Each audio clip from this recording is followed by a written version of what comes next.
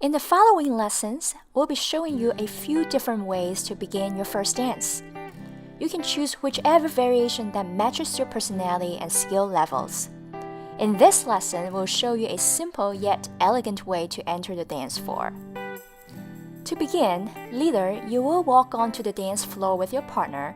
Notice your partner's left hand should be on top of your right hand. Once you are at the center of the dance floor, lead your partner around until you face each other. Reach for your partner's right hand with your left hand. Lead her into a left turn by drawing a circle counterclockwise.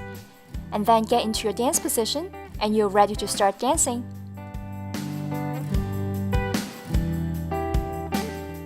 Let's do one more time without pausing.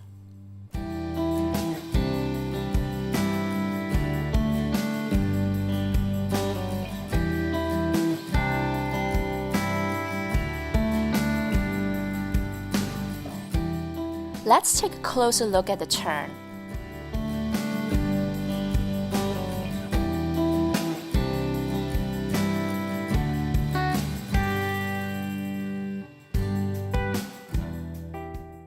So there you have it. This is a simple yet elegant way to get onto the dance floor. Have fun dancing!